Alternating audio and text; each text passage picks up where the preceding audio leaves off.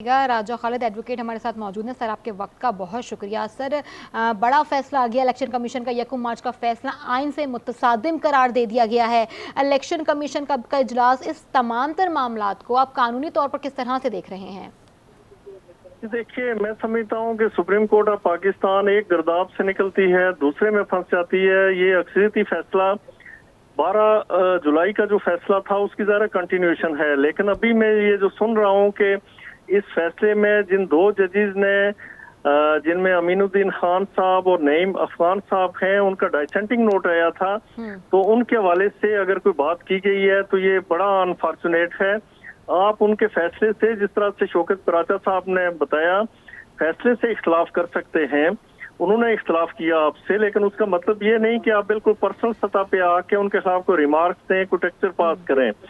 तो ये सारी जो चीजें हैं मैं समझता हूँ, और सारी इस तरह की बातें ये मजीद बहरानों का शिकार कर रही हैं इस मुल्क को, और इस मुल्क का जो आईनी और कानूनी ढांचा है उसे मुनहदम करने के चक्रों में है।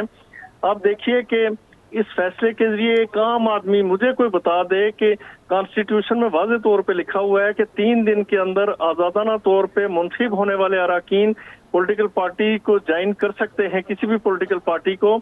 आपने 15 दिन का टाइम कहाँ से दिया? ये 15 दिन कहाँ से डिराइव किए?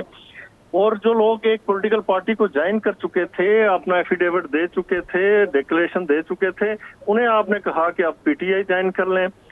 ये आपने हलफ से रूगर्दानी सिखाई लोगों को, इसका सबक दे रहे हैं।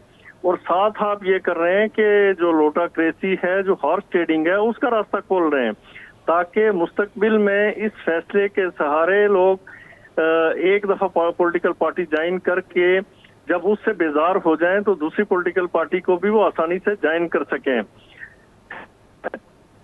आपने, मैं समझता हूँ कि इस फैसले के जरिए तमाम तर जो जूरिस्प्रूडेंस है उसे बदल के रख दिया।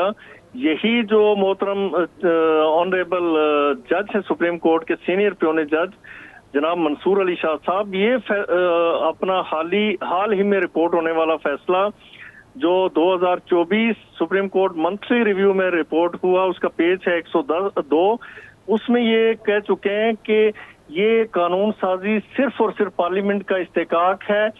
और जो उनका कहने का मकसद है, जो उस फैसले में जो डाइसेंटिंग नोट है, वो कि जो जुडिशरी है that can not sit over the parliament, इससे पार्लियामेंट की sovereignty in respect of law making वो मुतासर होती है। तो इस फैसले को मैं पहले भी कह चुका हूं कि एक नहीं कई बहरानों से हमारे जो आईनी मामलात हैं, कानूनी मामलात हैं। आपने कहा कि ये एक नहीं कई बहरान अब सामने आ सकते हैं।